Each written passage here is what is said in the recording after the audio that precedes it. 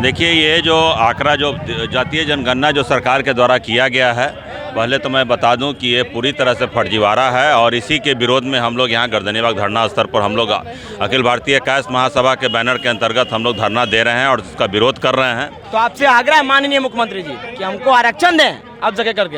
ये अब हम सरकार से मांग करेंगे एक बार फिर से पारदर्शिता के साथ, कुछ समय देने के साथ। 29 दिन में इतना बड़ा आंकड़ा नहीं किया जा सकता, आप एक बार फिर से करवा दीजिए, हम उसको मान्य करेंगे। ये फर्जीवाड़ा और गलत कैसे है, इसका में हम लोग के पास पूरी तरह से डॉक्यूमेंट है। अच्छा, डेटा है आपके पास? हाँ, हम लोग के पास डेटा क्या है और उसका प्रमाण ये है कि हम लोग जैसे पटना जिला में 72 हम लोग का पूजा समिति है, तो वो पूजा करती है, चित्रगुप्त पूजा करती है दिवाली के बाद। जैसे जो चित्रगुप्त पूजा होता है, भाई भोज होता है, तो उसमें सहयोग राशि हम लोग देते हैं। तो जो लोग सहयोग राशि देते हैं उसका हम लोग हमारे पास पूरी तरह से रजिस्टर मेंटेन है। तो उसी तरह से पूरे बिहार में कितने कायस्थों की संख्या है वो हम लोग के पास पूरा लिस्ट है। अगर सरकार मांगेगी तो हम लोग उस लिस्ट को भी देंगे करके, और उस जब लिस्ट के आधार पर जब हम लोग इस संख्या को मिलाते हैं जातीय जनगणना के, तो पूरी तरह से एकदम विफल और मैच नहीं करता है। इसलिए हम लोग ये पूरी तरह से आश्वस्त हैं कि सरकार ने जो जातीय जनगणना की है वो पूरी तरह से गलत है।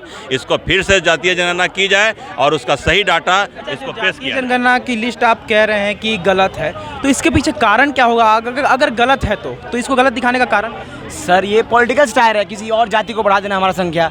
सर, आप 75 वार्ड है, 75 वार्ड में हर जगह हमारा काय समिति, जैसे जिला अध्यक्ष जी बनाया है, 5.25 लाख हमारा वोटर है सर सिर्फ। तो सर 7.5 लाख वोटर को लेकर भी एक बातें आती है कि उन्हीं जाति और उन्हीं धर्मों को ऊपर दिखाया गया जिनसे उन्हें वोट मिलता है। एग्जैक्टली सर, तो ये सिर्फ पॉलिटिकल फायदा है सर। उनको सरकार को सर लड़ना चाहिए गरीबी के खिलाफ, करप्शन के खिलाफ, शिक्षा के खिलाफ, स्वास्थ्य के खिलाफ, लेकिन वो लड़ रही है सिर्फ लोगों को विभाजन। लोग को समझना पड़ेगा और लोग को आगे आना पड़ेगा। अभी जैसे आप इसकी बातें करें तो क्या आने वाले जो 24-25 के चुनाव है उनमें इन्हें समस्या का सामना करना पड़ सकता है, मुसीबतों का सामना करना? बिल्कुल, पूरे बिहार में कास्ट एकता एक है और उसके तहत पूरे चुनाव में इनको पूरा परिदृश्य दिखाई देगा कि कास्ट का जनसंख्या क्या है। हम लोग का 75 वार्ड है, 75 वार्ड में हम लोग का अगर दिखा देते हैं ये जनगणना तो हम लोग मान लेते हैं, जबकि आर्थिक स्थिति पर होना चाहिए था।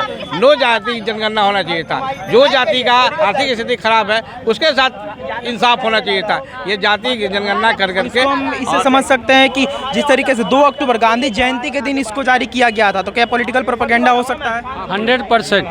100% प्रोपेगेंडा है। अपनी विफलताओं को साबित छिपाने के लिए जातीय उन्माद पैदा करके कि इसी में लगे रहे, हमारे किए हुए कार्यों पर लोगों का ध्यान नहीं हो, एक नया शगुफा करके राजनीतिक माहौल बिगाड़ने की वर्तमान सरकार द्वारा कोशिश की गई है।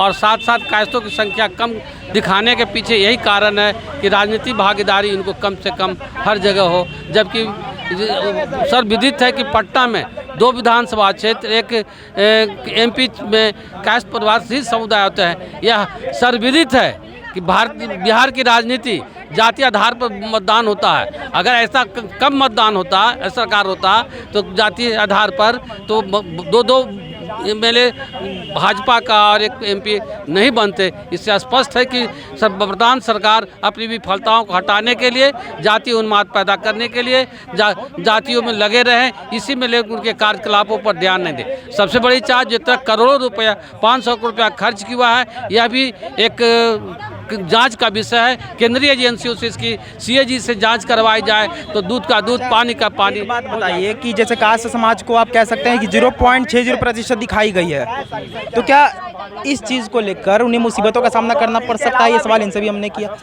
25 और 24-25 के चुनाव को निश्चित पड़ेगा। जो कायस्थों से खेला है वो अपनी मुसीबत झेला है, यही मैं एक सारांश में कहूँगा। मुसलमान और यादव जो हैं, जिन्हें सबसे उत्तम दिखाया गया है, सबसे ऊपर का दिखाया गया है उच्च स्तर का, और उनके जो लिस्ट है उनको लेकर बहुत सवाल भी उठ रहे हैं कि उनसे उन्हें वोट मिलता है, इसलिए उनको ऐसा किया जाता है।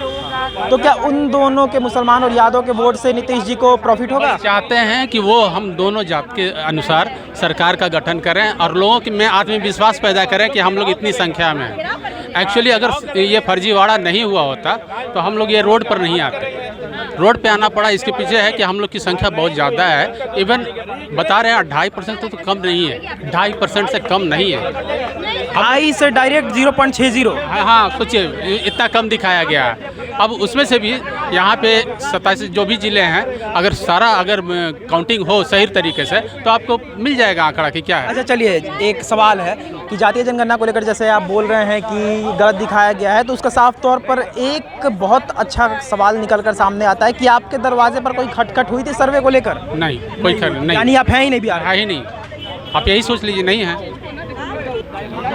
तो जिस तरीके से आपने देखा कि इस वक्त मौजूद है गर्दनीबाग धरना स्थल पर, और यहाँ पर जातीय जनगणना को लेकर लगातार हर एक दिन हर रोज़ यहाँ पर धरना लोगों तरफ से दिया जा रहा है, और उन्हीं जातियों की तरफ से दिया जा रहा है जो जातियों का आंकड़ा कम बताया गया। ये बात तो जाहिर है कि इनके कहने के हिसाब से कम ज़्यादा किया गया है जातीय जनगणना की जो लिस्ट है उसमें, क्योंकि हम एक तरह बात समझ सकते हैं कि किसी भी दरवाजे पर अगर खटखट नहीं हुई, अगर दरवाजे पर खटखट नहीं हुई, अगर सर्वे किया ही नहीं गया, तो फिर लिस्ट जारी की कैसे गई, ये सवाल सामने आती है। तो ये थी आज की रिपोर्ट, बाकी ऐसे और तमाम खबरों के लिए